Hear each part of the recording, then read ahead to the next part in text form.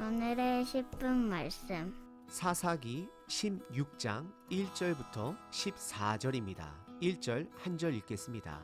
삼손이 가사에 가서 거기서 한 기생을 보고 그에게로 들어가더니. 사사기 13장에서 시작된 삼손의 이야기는 16장에서 끝을 맺습니다. 삼손은 마지막 사사로서 성경에서 4장을 차지할 정도로 많은 부분을 차지하고 있습니다.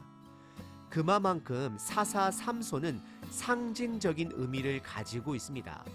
삼손은 이스라엘 백성들을 투영합니다. 그리고 지금 이 시대 또한 투영하고 있습니다. 삼손의 삶을 크게 3가지로 나눌 수 있는데요. 첫 번째는 13장에서 살펴본 삼손의 출생 배경입니다. 마노아라는 가정에 하나님께서 아기를 허락하여 주신 것은 전적인 하나님의 은혜였습니다. 그리고 두 번째는 14장과 15장에서 삼손의 결혼잔치와 관련된 이야기들을 살펴보았습니다.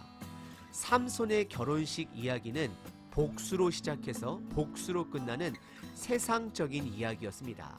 하지만 그럼에도 불구하고 하나님은 그분의 구원 계획을 신실하게 이끌어가고 계십니다. 그리고 오늘 본문 16장은 사사 삼손의 마지막 이야기로 드디어 드릴라라는 여인을 만나게 됩니다. 사사기 16장의 전반부에서는 삼손이 하나님이 주신 힘을 잃어가는 과정의 이야기입니다. 삼손은 사사의 정체성도 잃어버렸고 나시린의 정체성도 상실한 상태입니다. 삼손은 한 번도 하나님이 주신 힘을 스스로가 이스라엘 백성을 구하기 위해 사용한 적이 없습니다. 그리고 안타깝게도 앞으로도 없을 것입니다. 결국 삼손은 사사로서 앞으로 많은 블레셋 사람들을 죽이겠지만 이스라엘 백성을 구하지는 못합니다. 왜냐하면 그는 정체성을 상실했기 때문입니다. 오늘 본문을 통해 저와 여러분들은 나는 하나님의 자녀의 정체성으로 살아가고 있는지를 점검해 보시길 바랍니다. 오늘 본문에 두 여인이 등장합니다. 첫 번째는 가사 지역에 사는 기생이 등장합니다. 그리고 두 번째는 삼손이 사랑한 드릴라가 등장합니다. 오늘 본문의 첫 번째는 1절서부터 3절까지 가사 지역에 사는 기생의 이야기를 통해 삼손이 턱뼈로 블레셋 사람 1000명을 죽인 이후 블레셋 사람들에게 타겟이 되었음을 성경은 보여주고 있습니다.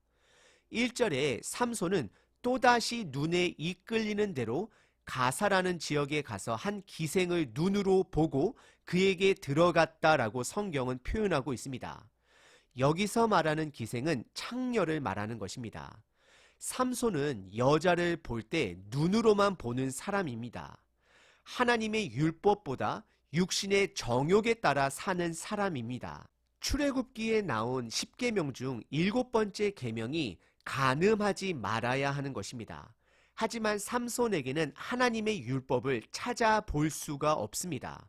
그리고 2절에 블레셋 사람들은 삼손이 가사 성읍에 왔다라는 소식을 듣고 그의 주변을 에워싸고 있다가 밤이 되기까지 기다렸다가 그가 새벽에 깊은 잠이 들면 그때 그를 죽이려 계획했습니다. 하지만 성경은 삼손은 밤중에 일어나 성 문짝과 문짝 기둥을 뽑아 그의 어깨에 메고 가사에서부터 헤브론 산 꼭대기까지 올라갔다라고 성경은 말합니다. 약 40마일 정도, 60km 정도 되는 산거리입니다. 정말로 그가 그 무거운 성 문짝을 듣고 갔을지 의심이 들 정도인 거리입니다. 결국 삼손은 하나님의 능력을 본인의 정욕을 위해서만 사용하고 있음을 오늘 첫 번째 본문에서는 보여주고 있습니다.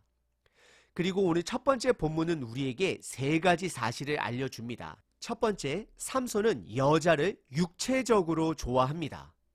두 번째, 지금 블레셋 사람들은 그를 죽이기 위해 총력을 다하고 있습니다. 그리고 마지막 3번째는 삼손은 여전히 힘이 넘칩니다. 그리고 오늘 본문의 두 번째 부분은 4절서부터 14절까지 삼손이 드릴라를 만나는 내용입니다. 삼손이 드릴라를 만난 장소는 가사가 아닌 소래골짜기에서 그녀를 만나게 됩니다. 드릴라가 창녀라고는 성경에서 말하고 있지는 않습니다. 하지만 삼손이 가사라는 지역에서 창녀를 만난 사건은 16장의 배경이 되므로 드릴라 또한 창녀로 보는 것이 맞을 듯 합니다. 드릴라에게는 특징이 세 가지가 있습니다. 첫 번째는 4절에 보시면 삼손이 처음으로 사랑이라는 단어를 사용한 여인입니다. 그리고 두 번째는 하지만 드릴라는 삼손보다도 돈을 더 사랑한 여인입니다. 5절에 보시면 은 1100개를 받고 삼손을 포박하는데 블레셋 군사들에게 그의 약점을 정보를 주게 됩니다. 그리고 세 번째는 드릴라는 사사 삼손의 이야기에서 유일하게 이름이 등장하는 여인입니다. 심지어 삼손의 어머님도 마노아의 아내라고 말할 뿐 이름이 등장하지 않습니다. 그리고 아내가 될 뻔한 딥나의 여인도 가사 지역의 창녀도 성경은 이름을 말하고 있지는 않습니다. 이것은 삼손의 이야기에서 드릴라의 위치가 무게가 있음을 말하고 있습니다. 그래서 드릴라는 삼손에게 있어서 약점의 대명사가 된 것입니다. 현대 용어로 말을 하자면 삼손은 드릴라에게 중독이 된 것입니다. 중독이 아니고서야 드릴라가 3번이나 삼손을 팔아 넘기려 했음에도 불구하고 삼손은 전혀 깨닫지 못합니다. 혹시 저와 여러분들에게 있는 중독은 무엇인가요? 드릴라의 간청과 말도 안 되는 강요에 삼손은 3번이나 거짓으로 본인의 약점을 말하게 되지만 드릴라가 본인을 팔아 넘긴다라는 사실을 깨닫지 못하게 됩니다. 삼손이 드릴라에게 거짓으로 말한 3가지 그의 약점은 첫 번째는 새 것으로 만든 활의 줄로 나를 7번 묶으면 힘이 빠진다는 것이었습니다. 그리고 두 번째는 새 것으로 만든 밧줄로 나를 묶으면 힘이 빠진다는 것이었습니다. 그리고 마지막 3번째는 머리털 7가닥을 배틀에 섞어 짜면 힘이 사라진다 말을 하였습니다.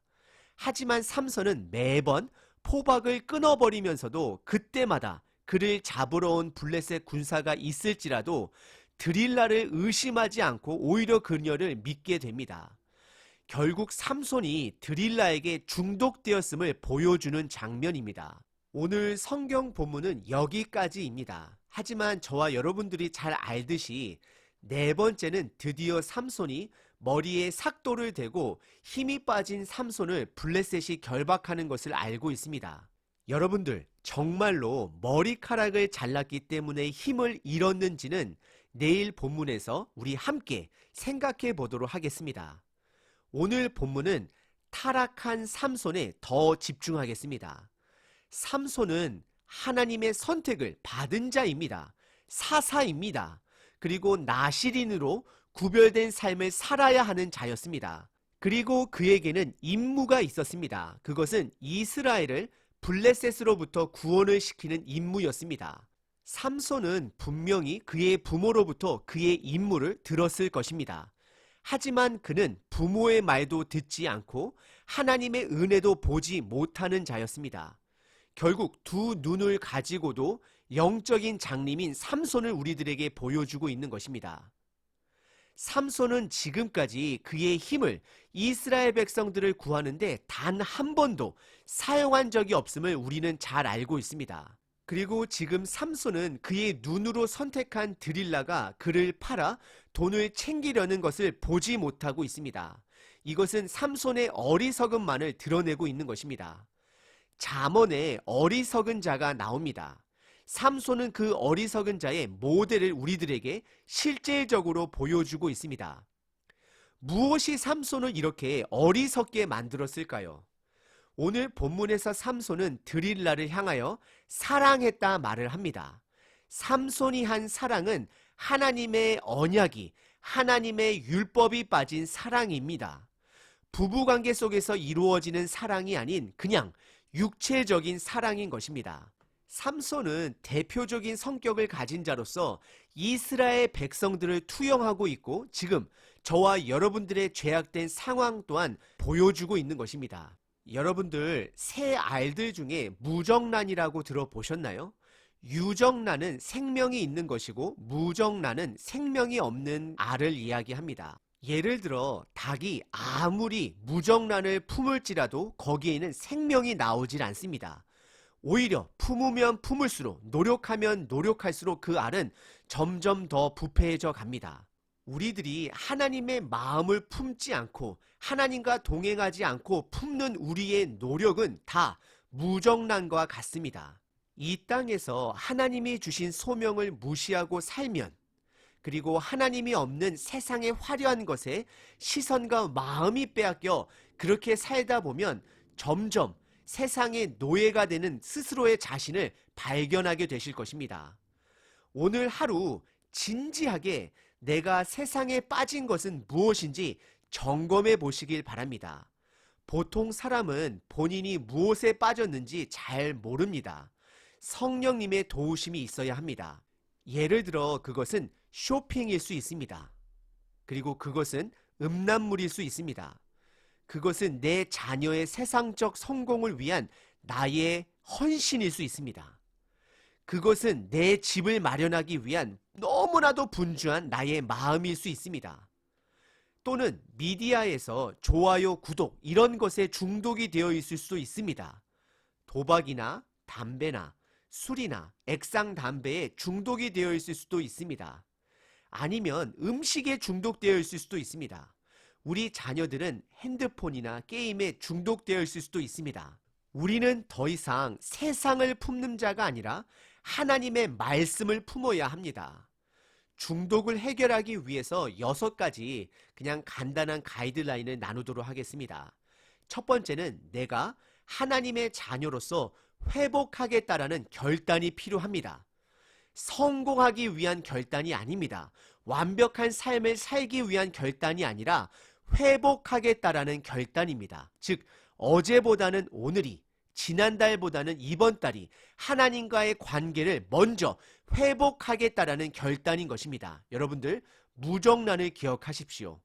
건강이 회복되어도 하나님과의 관계가 회복되어지 않으면 헛된 것일 수 있습니다. 복음에는 회복하게 하는 능력이 있습니다. 그리고 두 번째는 내 삶을 진지하게 돌아보며 나의 중독을 인지할 수 있어야 합니다. 그리고 세 번째는 내가 왜 그것에 중독성을 보이는지를 그 원인을 먼저 생각해 보셔야 합니다. 그리고 네 번째는 어떤 상황, 어떤 것이 나의 그 중독성 행동에 방아쇠를 당기는지 찾아내셔야 합니다.